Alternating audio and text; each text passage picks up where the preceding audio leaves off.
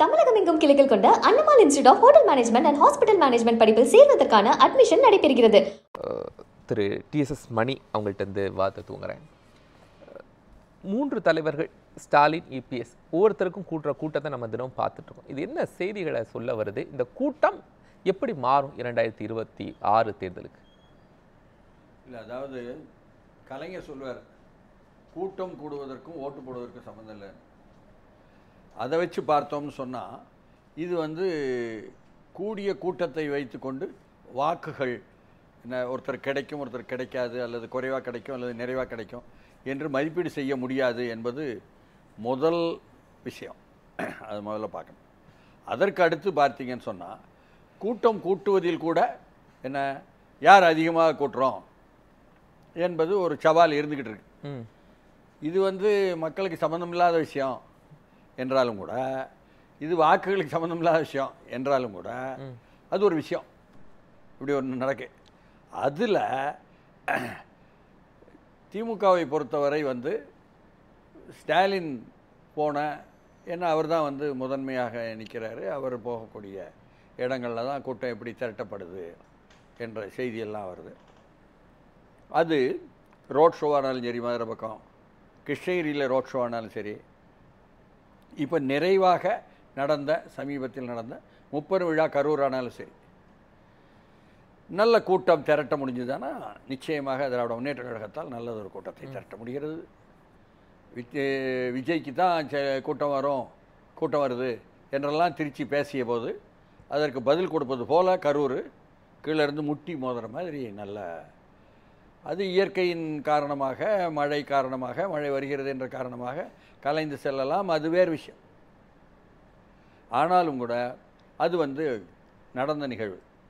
அதே போல் நீங்கள் இவரை பார்த்தீங்கன்னாலும், இபிஎஸ் பார்த்தீங்கன்னாலும், அவரும் கூட்டம் கூட்டுவது என்பது என்ன முறையில் கூட்டுறாங்க எனும்போது கொடுத்து தான் கூட்டுறாங்க என்று திமுகவுக்கு பேர் வந்த மாதிரியே தான் இபிஎஸ்க்கும் இருக்குது. என்றாலும் கூட நின்ற கூட்டங்கள் எல்லாம் சிறிய சிறிய தெருக்களாக பார்த்து தான் அவங்க கூட்டங்கள் போட்டாங்க என்பதும், அதில் நின்ற கூட்டமெல்லாம் ரெஸ்பாண்ட் பண்ணிச்சு. இவர் கேட்ட கேள்விக்கெல்லாம் பதில் சொன்னார்கள். அது நல்லா புரிஞ்சாச்சுன்னு சொன்னால், அமைப்பு சாரா தொழிலாளர்கள் தான் இங்கே நாட்டில் அதிகம். இந்த அமைப்பு சாரா தொழிலாளர்கள் என்ற சொல்லாடல் வந்த பிறகு உள்ள புரிதல் பெரும்பான்மை அவங்க தான். அந்த அமைப்பு சாரா தொழிலாளர்களில் கிராமப்புறங்களில் 100 நாள் வேலைக்கு தாங்க போக முடியும் அவங்க. அப்போ 100 நாள் வேலைக்கு போகிறவர்களை கூட்டத்தில் கூப்பிட்டுவது என்பது விருதுநகரில் ஒன்று நடந்துச்சு. எனக்கு நேரடியாகவே தெரிஞ்ச ஒரு செய்தி. நம்ம முதலமைச்சர் போய் ஒரு கூட்டத்தை நடத்தினார். நல்ல கூட்டம். 100 நாள் வேலை செய்பவர்களை திரட்டிட்டு அதை உட்கார்ந்தாங்க, நடத்த வச்சாங்க என்பதாக அப்போ பேர் வந்துச்சு. அவர்களுக்கு 100 நாள் வேலைக்கு போகணும்ல, போகும் பொழுது பணம் கிடைக்கும்ல, அதை கட்சியிலேருந்து கொடுத்துருவாங்க, வந்திருக்காங்க. அவ்வளோதான். அவங்க வீணா மக்கள் பலவீனமாக கூடாதுன்னு. என்னன்னா 2 நாள் கழிச்சு அதே இடத்துல இபிஎஸ் எதிர்கட்சி தலைவர் பேசினார் விருதுநகரில். அதே 10 ஏஜெண்டுகள் மூலமாக போனதுனால அதே 100 நாள் வேலைக்காரங்க உட்காந்துருந்தாங்க என்னும் பொழுது தான் ஓஹோ, அவர்கள் அரசியல் என்ற ஈர்ப்பில் கூடுதலாக வரவில்லை என்பது போலவும் தெரிஞ்சிச்சு. எப்படியோ நடத்தினார்கள், கூட்டம் காட்டிவிட்டார்கள். அப்போ இப்போ இபிஎஸ்ஸினுடைய கூட்டங்கள் எல்லாம் அவர் அழகாக ஆளுங்கட்சியை எதிர்த்து கேட்குறாரு. மக்கள் பதில் சொல்கிறாங்க. அவர் சரியாக புரிஞ்சுக்கிட்டு 100 நாள் வேலை உங்களுக்கெல்லாம் இப்போ கிடைக்குதா அப்படி கேட்குறாரு.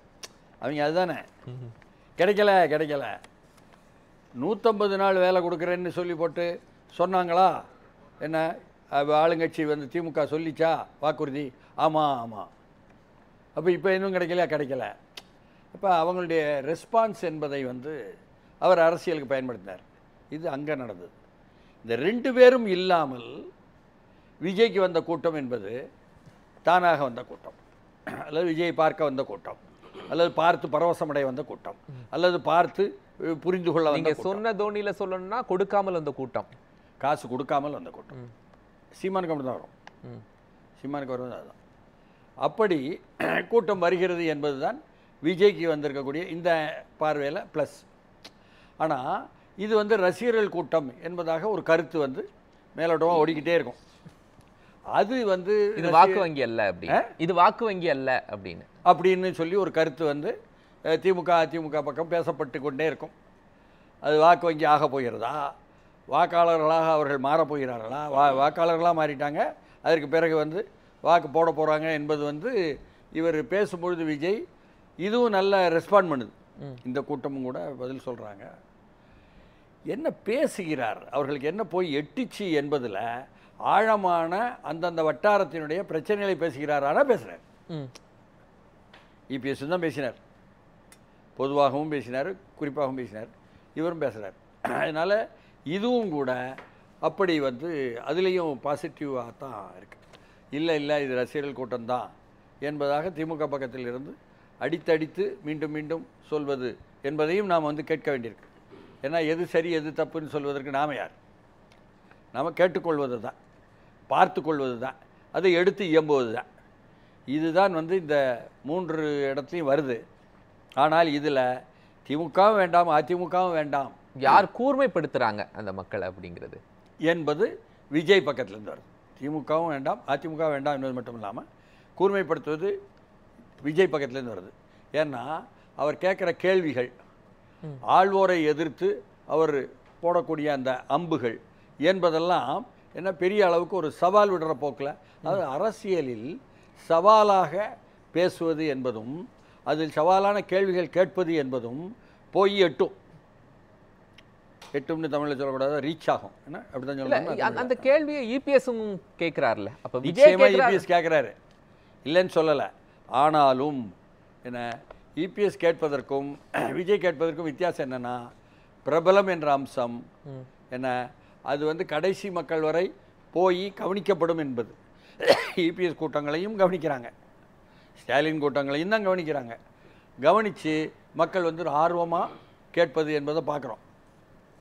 ஸ்டாலினும் கூட இபிஎஸ்சியோ அல்லது மறைமுகமாக விஜயோ விமர்சனம் பண்ணவோ தாக்கையோ பேசினால் அதையும் ரசிக்கிறாங்க, ரியாக்ட் பண்ணுறாங்க. ரியாக்ட் பண்ணலைனாலும் அவங்க வந்து அதை ரசிக்கிறாங்க, அந்த கூட்டத்தினுடைய முன்பகுதியாக அதை ரசிக்கிறாங்க. இபிஎஸ்ஸுக்கும் அதே போல் வந்து ரியாக்ட் பண்ணியே ரெஸ்பாண்ட் பண்ணுறாங்க. உங்களுக்கு ஆளுங்கட்சிக்கும் எதிர்கட்சிக்கும் எப்போவும் வித்தியாசம் உண்டுங்க. எதிர்கட்சி பேசும் பொழுது அதில் வந்து நீங்கள் மக்கள் மத்தியிலிருந்து அந்த ரியாக்ஷன் என்று சொல்கிறீங்களே, அந்த எதிரொலியே பார்க்கலாம். ஆளுங்கட்சின்னு பேசும்பொழுது கைதட்டல்கள் இது போன்ற விஷயங்கள் தான் அங்கே வந்து மேலோட்டமாக இருக்குது.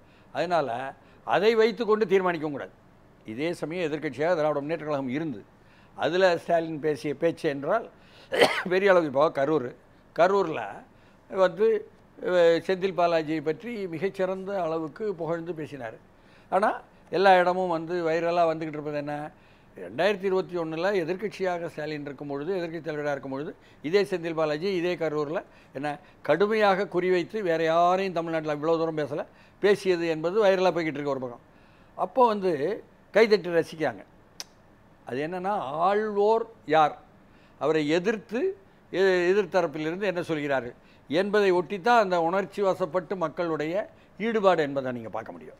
அது இன்னார் அன்னார்னு பார்க்கக்கூடாது. அதுதான் வந்து அதில் இருக்கு. இப்போ இதில் வலிமையாக 2026 தேர்தலுக்கு பயனுள்ளதா யாருடைய பேச்சு அமையும்? பயனுள்ளதுன்னா அதிமுகவுக்கும் இவ்வளோ ஓட்டு இருக்குது என்று திமுக அதிமுக தான் கண்டிப்பாக போடுவாங்க என்பதாக ஒவ்வொரு ஊர்லேயும் வாக்கு இருக்குது.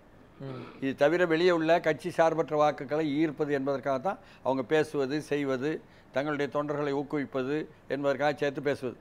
ஆனால் விஜய் என்பது புது ஃபேக்டர்.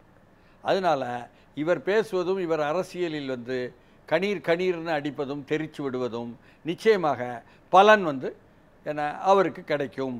இவர்களுக்கு ஏற்கனவே உள்ள வாக்கு வங்கியை இதன் மூலம் பெரிய அளவுக்கு விரிவுபடுத்தினார்களா என்பதற்கான ஆதாரம் நமக்கு தெரியல.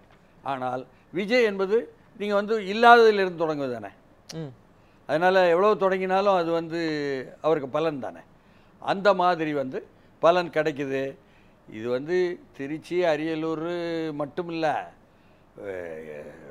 பெரம்பலூரில் நின்றுக்கிட்டு இருந்த கூட்டத்தை ஒன்றும் செய்ய முடியலைங்கிற கூட்டமும் சரி, நாகப்பட்டினத்துலேயும் திருவாரூர்லேயும் வந்த கூட்டமும் சேர்த்து எந்த பகுதியானாலும் சரி, அங்கே வந்து இவருடைய அரசியல் வருகை என்பது, அரசியல் பயணம் என்பது பயனுள்ளதாக அவருக்கு இருந்தது என்பது போலத்தான் தெரியுது. சரி.